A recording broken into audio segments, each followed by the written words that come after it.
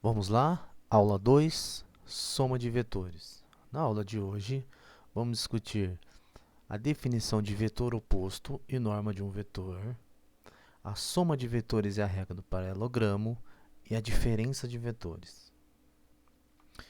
Começamos relembrando que na aula anterior discutimos a definição de vetor e vimos que um vetor é uma classe de equivalência de segmentos orientados.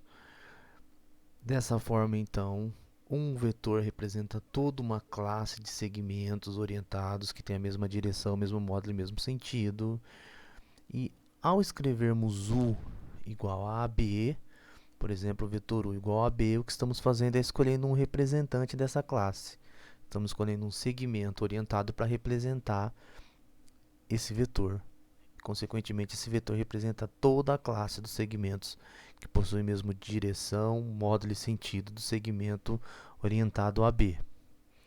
Dessa discussão, podemos concluir a seguinte afirmação. Dado um ponto A e um vetor U, sempre existe um ponto B, tal que o U é igual a AB. Ou seja, dado um ponto A e um vetor U, sempre é possível considerar o vetor U com origem no ponto A. Então, sempre existe um ponto B, de forma que o segmento orientado a B represente o vetor U. Ok? Vamos então para a definição de vetor nulo, oposto e quando dois vetores são paralelos. O vetor nulo nada mais é que o segmento nulo. Então, o vetor nulo representa a classe de todos os segmentos orientados nulo, que são, na verdade, pontos. Ok? Então, todo ponto é um representante do vetor nulo. Vetor oposto, então, se U é igual a AB, tem como representante segmento orientado a B, então o vetor oposto a U é o vetor menos U, que tem como representante o segmento orientado menos a B, e o segmento orientado menos a B é igual ao segmento orientado BA. Então, dado o vetor U igual a B, o vetor oposto é BA. E dizemos que dois vetores U e V são paralelos quando os segmentos orientados que os representam são paralelos. Ou seja, escolhe dois representantes e se esses representantes forem paralelos, então esses vetores são paralelos. Então, aqui nesse desenho temos um ponto representando o vetor nulo, aqui o vetor U, aqui é o vetor menos U. Perceba que o vetor U e menos U têm a mesma direção e sentido contrário, ok? E também mesmo comprimento, mesmo módulo. E aqui é um exemplo de vetores paralelos, U e V. Note que paralelos, aqui então, implica que eles têm a mesma direção, ok? Bom, agora vamos para a norma de um vetor U. A norma de um vetor U nada mais é que o comprimento, o módulo de qualquer um de seus representantes, o comprimento de qualquer um dos representantes.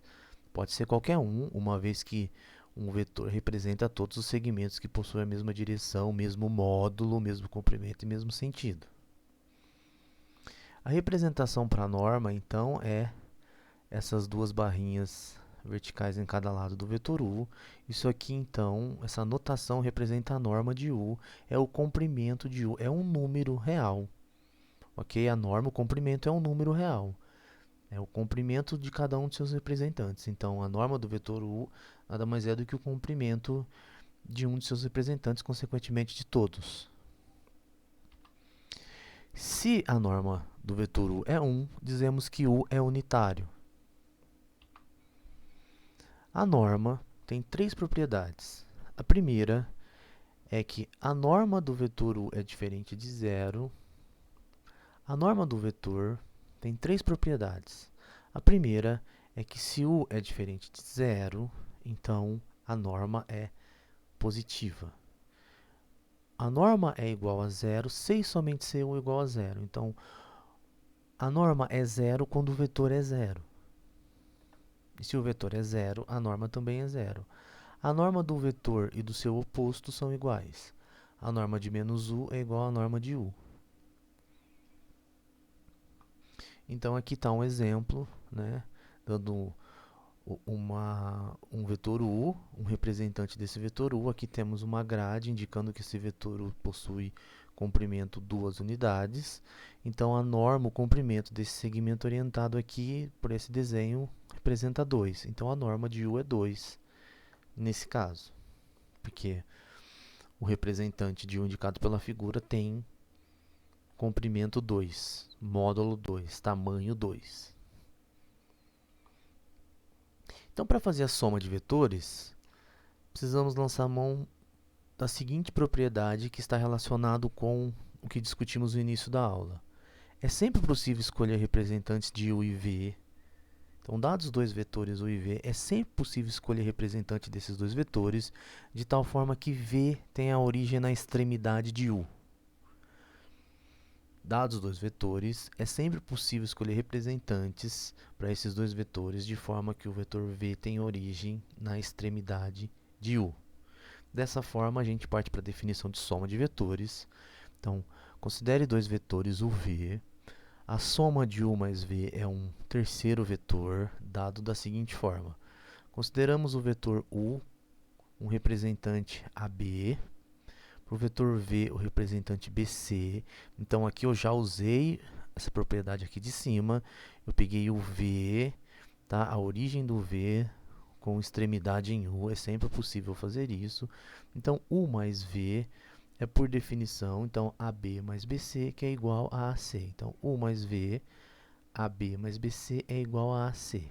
Informalmente, é como se pudesse cortar o B aqui, ficassem só os extremos. Geometricamente, significa que podemos pegar o vetor U e V, concatená-los de maneira que a origem do V começa na extremidade do U, e a soma U mais V é ligar a origem do U na extremidade do V. Vamos ver com mais detalhe agora, marcando os pontos. U tem como representante AB, e aqui está o vetor V.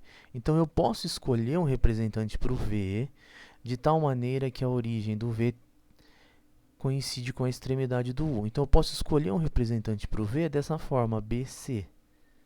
Ok? Então, aqui, AB, BC, e a soma, uma vez que eles estão agora com os representantes apropriados, a soma é o vetor AC. U mais V, AC.